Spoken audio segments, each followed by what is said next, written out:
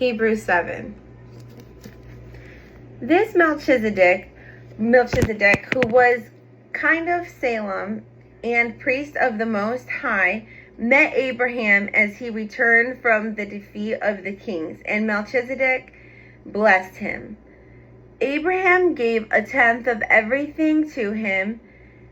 His name means first, King of Righteousness, and then King of Salem, that is, King of Peace. He is without father or mother or any family. He has no beginning or end of life, but he's like God's son and remains a priest for all time. A priest like Melchizedek. See how great Melchizedek was. Abraham, the father of the people, gave him a tenth of everything he captured. The descendants of Levi who received the office of priest have a commandment. Under the law, to collect a tenth of everything from the people who are their brothers and sisters, though they also are descended from Abraham. But Melchizedek, who isn't related to them, received a tenth of everything from Abraham and blessed the one who had received the promises. Without question, the less important person is blessed by the more important person. In addition, in one case, a tenth is received by people who die, and in the other case, the tenth is received by someone who continues to live, according to the record. It could be said that Levi, who received a tenth, paid a tenth through Abraham, because he was still in his ancestor's body when Abraham paid the tenth to Melchizedek.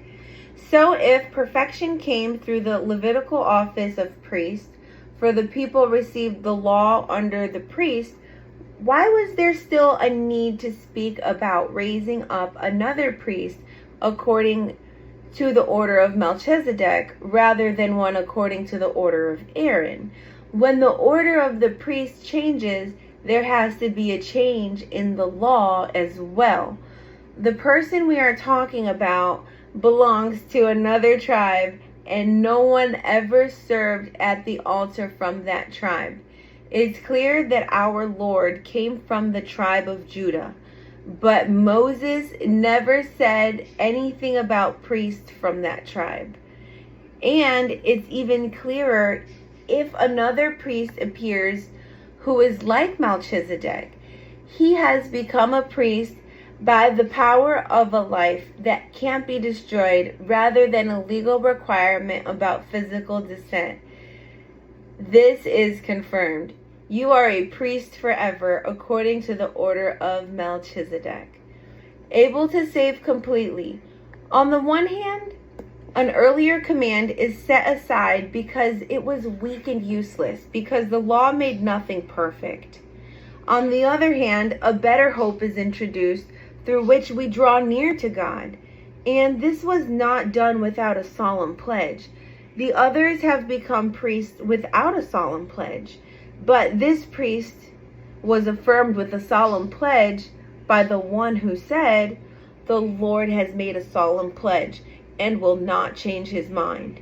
You are a priest forever." As a result, Jesus has become the guarantee of a better covenant. The others who became priests are numerous because death prevented them from continuing to serve. In contrast, he holds the office of priest permanently because he continues to serve forever. This is why he can completely save those who are approaching God through him, because he always lives to speak with God for them.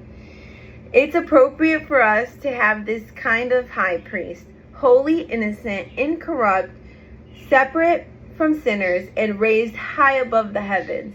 He doesn't need to offer sacrifices every day like the other high priests, first for their own sins and then for the sins of the people. He did this once for all when he offered himself. The law appoints people who are prone to weakness as high priests, but the content of the solemn pledge, which came after the law, appointed a son who has been made perfect forever.